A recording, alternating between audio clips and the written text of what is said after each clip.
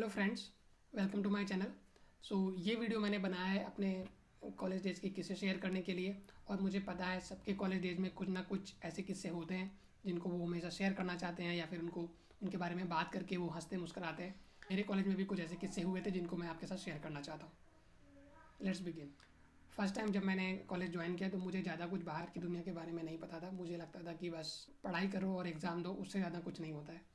और जब मैंने बड़ी यूनिवर्सिटी एमयू में एडमिशन लिया तो वहाँ पे जाके भी मुझको यही लगता था कि अभी मुझे यहाँ पे क्या करना है, यहाँ पर मैं केवल पढ़ने आया हूँ। तो सेम थिंग मैंने वहाँ पे स्टार्ट कर दी। मैं पहली क्लास में गया तो सबसे आगे वाली बेंच पे बैठ गया और जो लड़कियाँ थी वो मेरे पीछे वाली बेंच पे बैठती थी। और मैंने अपना नोट्स बनाना शुरू कर दिया, लाइक जो भी बुक्स बताई गई थी कि ये बुक से पढ़ो, उस बुक से पढ़ो, सब मैंने अच्छे से पूरा पूरा सिस्टमेटिक तरीके से पढ़ाई को शुरू कर दिया। फिर एग्ज़ाम आ गए तो एग्ज़ाम से पहले हम सब लोगों ने मीन्स मैंने अपने नोट से पढ़ाई शुरू कर दी। तभी हमारे पास एक डूड आया और उन्होंने बोला कि भाई हमको आपके नोट्स चाहिए। हमने कहा भाई क्यों? बोले कि हमको फ़ोटो कॉपी करानी है। मैंने कहा ऑल राइट। मैंने अपने नोट्स उनको दे दिए और अगले दिन मुझे पता चला कि पूरे क्लास में मेरे ही नोट्स हैं सबके पास और सब लोग उन्हीं नोट से पढ़ रहे हैं। ये मेरे लिए एक सदमा था। मैंने कहा भाई पूरे साल जिस नोट्स को मैंने मेहनत करके बनाया है इन लोगों को फ्री में मिल गए। और उसके बाद जब एग्ज़ाम भी हो गए और एग्ज़ाम के बाद जब मैं उन रूट से मिला तो पता चला उनकी परसेंटेज में और हमारी परसेंटेज में केवल 2% का फ़र्क था।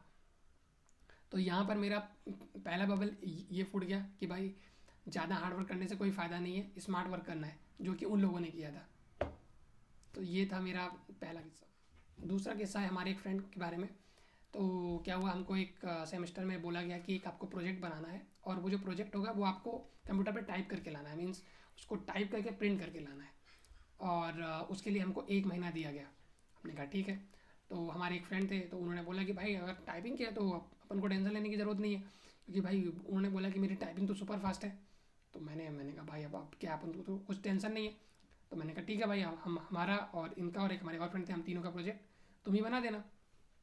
ये हमारा डिसाइड हो गया। और उसके बाद हम लोग 3 वीक तक कुछ भी नहीं किया और जब लास्ट वीक शुरू हुआ तो हमने कहा ठीक है भाई अब तुम्हारी टाइपिंग अच्छी है तो अपना लैपटॉप ले आओ, काम करते हैं, पूरा टाइप करके ख़त्म कर देते हैं। तो वो लैपटॉप लेके आए। तो जो हमारे पास रेफरेंस बुक्स थी, मैंने बोला एक काम करते हैं, जैसे कि हम बच्चों को अपना राइटिंग करवाते हैं, मैं काम करूँगा, मैं बुक से पढ़ूंगा और तुम लिखना। तो उन्होंने कहा हाँ ठीक है। तो मैंने बुक से जो भी लिखना था मैंने बुक से पढ़ना शुरू किया, ओरेट करना शुरू किया। तो मुझे पता चला कि ये क्या कर रहे हैं, जो मैं इनको एक सेंटेंस बोल रहा हूँ उस 1 सेकंड को स्पीड में लिख रहे हैं, फिर उसमें से शुरू के 4 वर्ड को इरेज कर रहे हैं। मैंने कहा भाई ये किस तरीके की आपकी टाइपिंग है, इतना स्लो टाइप कर रहे हो कि मतलब टाइपिंग स्पीड में तो कर रहे हो लेकिन आधा गला लिख रहे हो, फिर बैक स्पेस दबा रहे हो, फिर लिख रहे हो, फिर बैक स्पेस दबा रहे हो। मैंने कहा भाई, उनका टाइपिंग देख के हम लोग सदमे में चले गए। मैंने कहा भाई अभी क्या ही होगा इस प्रोजेक्ट का। जो टाइपिंग हमको 1 महीने के लिए दी गई थी, अगर हर दिन भी 1 पेज की होती तो आज प्रोजेक्ट हो गया होता। और अब हमारे पास सिर्फ 5 दिन बाकी है, अब कैसे होगा प्रोजेक्ट। वो एक हम मेरे लिए हमेशा यादगार है कि वो बंदा हमेशा बोलता था कि बहुत फास्ट है मेरी टाइपिंग। फिर हम लोगों ने वो प्रोजेक्ट बाहर से टाइप करवा लिया और टाइप राइटर को पैसे देके करवाया। ये भी एक मेरे लिए बहुत ही मेमोरेबल इंसिडेंट था। ये है तीसरा किस्सा। तो हमारे ग्रुप में एक बंदा था जिसकी गर्लफ्रेंड थी और गर्लफ्रेंड वहाँ पे नहीं थी, गर्लफ्रेंड उसके होम टाउन में थी और उसका होम टाउन था बंगाल में। तो वो बंदे ने क्या किया था, उसने अपना रिचार्ज करवा रखा था रिलायंस का, कुछ 500 प्लस का, तो अनलिमिटेड फ्री टॉक्स वो करता था। वो बंदा क्या करता, हमेशा कॉल उसके ईयरफोन लगा ही रहता था। अगर आप चाय भी पी रहे हो तो he will be saying something और फिर उधर अपनी बंदी को बोलेगा नहीं नहीं तुमसे नहीं, फ्रेंड से बोल रहा था। इंसिडेंट ये हुआ कि हमको कुछ उससे कुछ काम था कुछ, और रात के कुछ 11 बज रहे थे। तो हम उसके रूम में गए तो हमने देखा कि वो ईयरफोन लगा के सो रहा है। तो फिर मैंने उसको जगाया, मैंने उसको बोला, मैंने कहा भाई तुम सो रहे हो और ईयरफोन क्यों लगाए हुए हो, सोते सोते भी बात करते हो क्या? तो ही वॉज लाइक कि हाँ हम दोनों लोग ईयरफोन लगा के ही सोते हैं, अगर वो पहले सो जाती है तो मैं उसके साथ से सुनता रहता हूँ, और अगर मैं पहले सो जाता हूँ तो वो मेरी साथ से सुनती रहती है। जैसे ही हम लोगों ने ये सुना ना, हम लोग एकदम से नतमस्तक हो गए। हमने कहा भाई ऐसा प्यार हमने पहली बार देखा है, और प्यार अंधा बहरा ही नहीं, शायद लूला लंगड़ा भी होता होगा। तो ये था बहुत ही फ़नी इंसिडेंट। और किस्सा है, ये कोई किस्सा नहीं है, ये मेरा एक एक्सपीरियंस है। तो जब मैं अपने फैमिली से दूर हॉस्टल में रहता था, तो शुरू का जो 1 महीना था वो मेरे लिए बहुत डिफिकल्ट था, क्योंकि मैं अपनी फैमिली को मिस करता था और फैमिली जो जो हमारा घर का खाना है उसको मिस करता था। और फिर हॉस्टल में जब मुझे 6-7 महीने हो गए तो ऐसा हो गया, लाइक ये रिवर्स हो गया कि मैं जब कभी भी घर जाता था तो मुझे हॉस्टल की बहुत याद आती थी और मुझे घर में बोर होता था, क्योंकि हॉस्टल में क्या है, आप 24 आवर फ्री रहते हो, आप रात में 2 बजे चाय पीते हो, आप सुबह 4 बजे चाय पीते हो, तो मुझे जब भी मैं घर जाता था तो मुझे बहुत बोर फील होता था। तो ऐसा भी हुआ कि एक बार दिवाली को मैं 7 दिन के लिए घर चला गया, ये मम्मी को बोल के कि मैं 7 दिन के लिए आ रहा हूँ। फिर मैं गया और वहाँ पे मुझे एक एक दिन ऐसा लगता था अरे यार बहुत बोरिंग है। फिर डाउन द लाइन मैं 6 साल हॉस्टल में था, दिवाली पे मैं केवल 2 दिन ही जाता था, मम्मी को ये बोल के मम्मी 2 दिन की छुट्टी मिलती है। ये भी एक था, एक मेरे में चेंज आया कि मुझे हॉस्टल अच्छा लगने लगा। सो ये है मेरा 5वां और आखिरी किस्सा। और ये किस्सा थोड़ा सा इंस्पिरेशनल भी है, क्योंकि इस किस्से की वजह से मेरी लाइफ में एक बहुत बड़ा बदलाव आया। तो जब मैं 3rd ईयर में गया तो हमको एक रूम पार्टनर मिले, आतिफ भाई। और वो उस समय थे बीटेक CS के 4th ईयर में। और आतिफ भाई से मेरा ज़्यादा इंटरेक्शन नहीं हो पाता था, क्योंकि उनका 4th ईयर चल रहा था तो और प्लेसमेंट भी हो रहा था, चल रहा था। तो वो थोड़ा सा, हम जब भी मैं देखता था तो वो थोड़ा सा लाइब्रेरी में बिजी रहते थे या कुछ किसी प्लेसमेंट की तैयारी करते हुए बिजी रहते थे।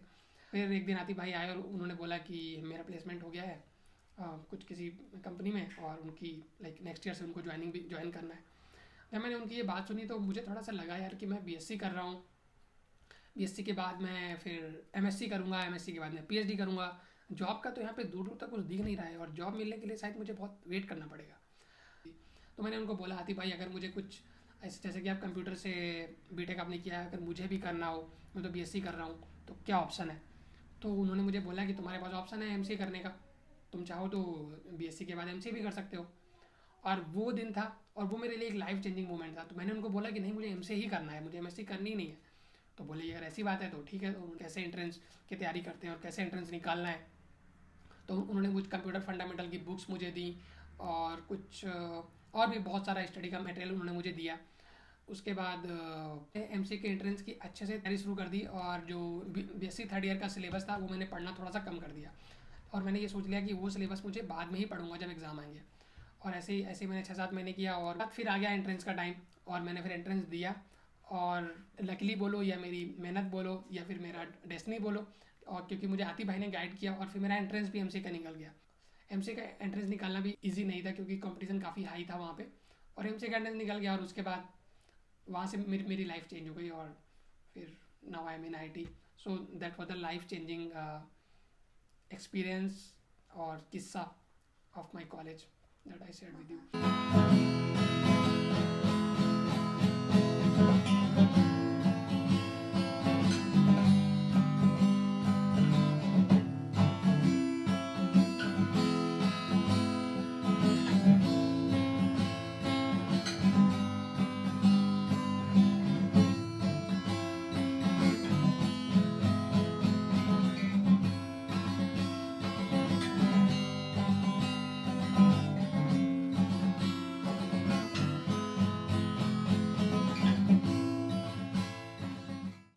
ये थे मेरे कॉलेज के कुछ फ़नी और इंस्पिरेशनल इंसिडेंट्स जो मैंने आपके साथ शेयर किए।